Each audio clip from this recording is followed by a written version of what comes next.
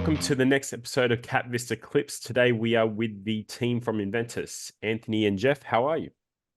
G'day, Daniel. I'm well. Good to see you, Daniel. Thank you. It's great to have you here, and I believe you're calling. Where are you calling in from today? Well, we're back in Sydney. We just landed back from Manila in the Philippines, where we were presenting some of our new technology to some of the government officials there. So yeah, we're back in Sydney. Happy to be home. Yeah, very successful for us. Yeah, it's you've brought the good weather with you. It wasn't cold for a few days, but now you brought hasn't the sunrise has been and sunset's been spectacular these last 2 days. Yeah. It's been good. Great to unwind and watch the sunset. But let's jump into it, because I want to understand, your history, how you got to this point, and then what you're doing. So let's start. Go through your background. Tell us who you are. Okay, we're from Jeffrey next to me. I'm Anthony. We're from a company called Inventis. We're an Australian listed public company, and we've been on the stock exchange for a few decades.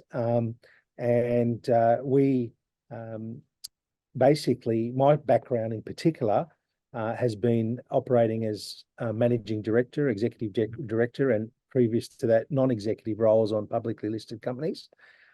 Started off with my own business, which I IPO'd, been involved in business for over 30 years and helped companies restructure and grow. My last role was with a company called Joyce Corp back in 2018-19, before I started with Inventis as an executive.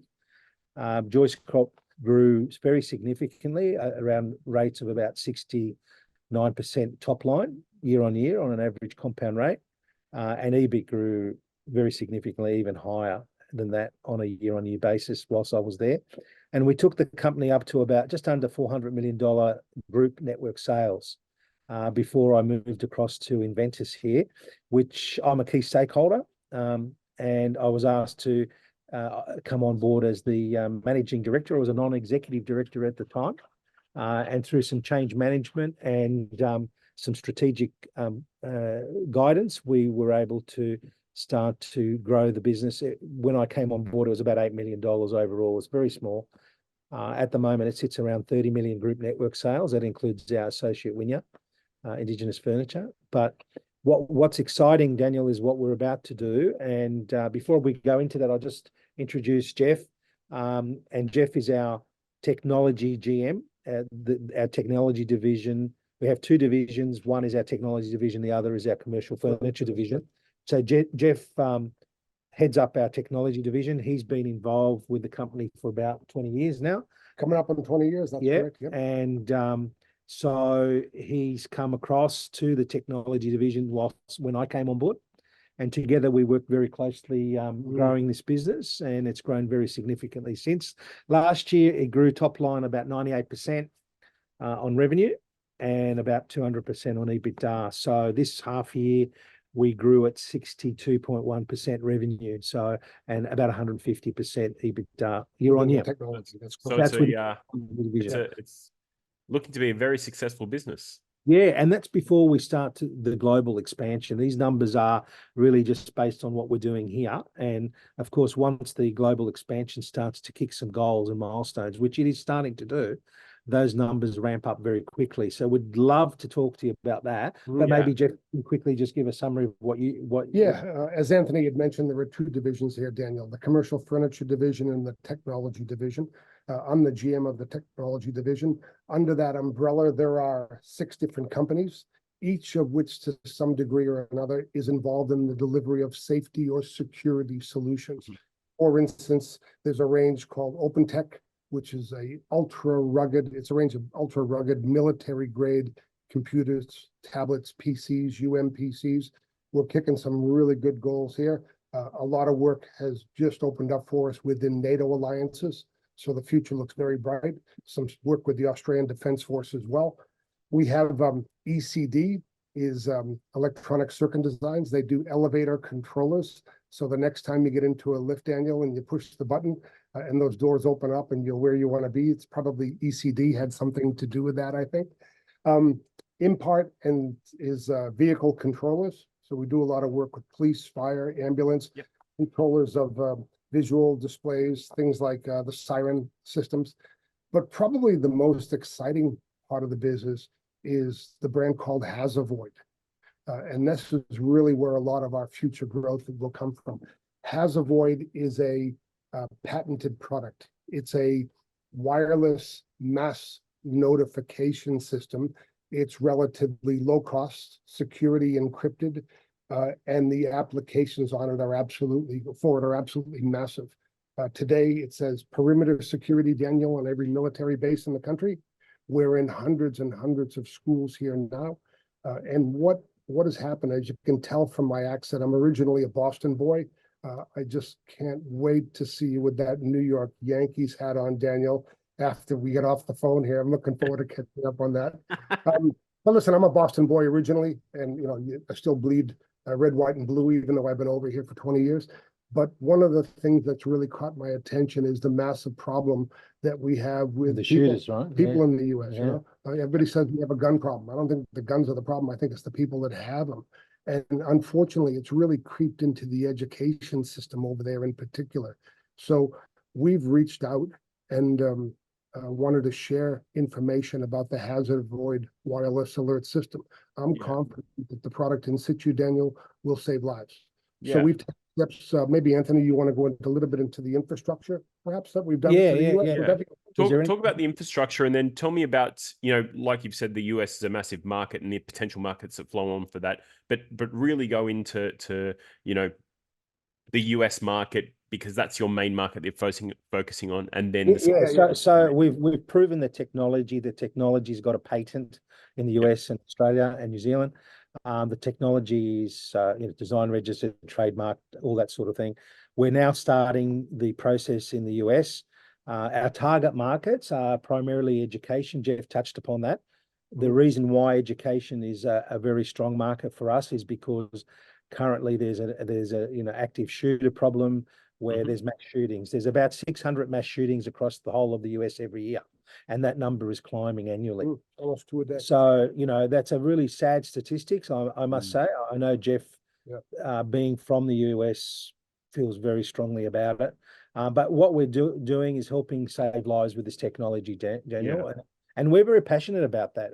Every product we sell has a level of safety and associated with it, whether it's in our commercial furniture division, we sell, ergonomic product, whether it's in our technology division, which has helped our furniture division no end by inventing some very smart things there. But with the technology division, we have all safety related products, whether it's Safe Zone or Hazavoid, they're all related to do with safety, saving people's lives or injury. Okay. You're a company that's looking. You're a company that's looking not only at profits, but for a purpose as well. You're looking at purpose for growing internationally with this safety-orientated technology that we want to focus. It's what defines us. And I guess really what our target market, we've got an office now at Montgomery in Texas. We're employing a fellow by the name of Chris Coy, who comes to us he's an ex-Marine there, and he's our manager there on the ground. He's been with us now, and he's really kicking some goals across a number of institutions in the States, whether they're colleges or universities or just ISDs, school districts in the States. It's become a reality. There's a lot of interested parties taking on some of what we're doing, and it's a low cost solution. That's not a primary solution. Primary solutions are like wide mass PA systems across the school. They can cost up to about $200,000 or $300,000 to implement on a large scale, maybe even more. Ours is a fraction of that, literally a fraction. But it's the reason why it's important, Daniel, is because our system is a backup system that relies on battery, right? It works on a battery pad. You can connect it to your mainstream power, but it works on battery, and I'll get Jeff to explain it a little bit more in a minute. But basically what our system does is it works as a backup, and basically it's a system that works in non-confrontational scenarios. When we studied the recent mass shootings in some of the schools in Texas in the US, the security guards were scared to confront the shooter, and save lives means you've got to act very quickly. Time saves lives. Yeah. And our product Very important. buys you time. Okay. Yeah. So, in these cases, all they had to do was press a little button on a controller like this, which is activated wirelessly. And this little button basically informs everyone around the whole site, including the shooter, of it. There's an intrusion, right? And you don't have to tackle the intruder. You don't have to bring him down. It just works. It just makes a lot of noise, and it lets everyone know, whether it's the staff or the students, that you have a problem. And it allows people internally to call for help whilst the shooter's a bit disorientated. So yeah, it works as a backup system. It saves lives because it potentially saves lives because it buys you time. Okay. Yeah. So that interesting, Daniel, if I may. Incidents like Columbine High School, right? Everybody's heard of Columbine High School. Sure have. Uvalde School. What's come from the analysis of some of these situations? The FBI has determined it's within the first 4 to 5 minutes that most of the damage occurs. So an ability with something like Hazavoid at just the push of a button to notify everybody simultaneously in that environment. You push the button, you hold it down for about 2 seconds, and there are a number of pre-programmed messages such as evacuate, lockdown, go to higher ground, secure, all clear. Because I think at the moment we have 64 different messages that we program. Interesting. One school wanted us to program Mary Has a Little Lamb, so that when the teachers heard it, they knew that there was a threat and it was imminent, and it told them how to respond. And they had their own standard response protocol to align with that. But in the US, our focus really is in the schools. Yeah. So that ability to activate a system, let everybody know simultaneously that there's a lockdown situation. We're looking at some of the applications. I've just come off of a call with my guy in the US. He's reaching out with an organization, Simon Property Group. They're celebrating the 1-year anniversary of the shooting at the Allen Mall shopping center over there. So the applications for something like this to go into literally every shopping mall in the US, into schools, into mining sites, that ability, especially outdoors, to communicate quickly and clearly is really a great tool for us. And not to forget that the system is we can customize it a little bit as well. We're working with Western Sydney Airport through some of the big integrators here in Sydney to develop a storm alert system, which is basically using the componentry out of Hazavoid, and that project is nearly ready to be delivered and tested. So, but that's for every run. Like you can use that at every airport, pretty much. Yeah. So then that opens up additional markets outside of the US as well. So Asia, the Middle East, Europe. That opens up a much larger market. Which what does that do for Inventis as a company? What does that look like from a numbers perspective? Great question, Daniel. Like Inventis, as I mentioned earlier, its group network sales is approaching 30 million, did 30 million last year. Some of the quotes that we're quoting at the moment with some of this technology across in Philippines, for example, with Hazavoid, we've got interest just on one department for about 20 or 30 million US dollars, and that's just in Hazavoid. And then we've got quotes in the US with ISDs, like independent school districts, where they may have a need for multiple sites, like they might have 4 schools, 7 schools, depends on the school district. In Texas alone, there's about 9,000 schools. In the US, there's over 130 schools, 130,000 schools. And, if you adopted, say, 10% on an annual basis, that equates to an average revenue of about 260 million. Schools using around, on an average of about 4 systems to cover the territory of, say, a high school. I think we've gone very conservative at 10% and only 2 systems. Hey, but even if you worked on a 5% take up each year, that's 130 million US dollars. So translated to Australia, that surpasses our annual revenue by many times, Daniel. And then it's scalable, because then you're talking about the whole of the US in different markets. We talked about mining, we talked about ports, we talked about golf courses and leisure and places of worship.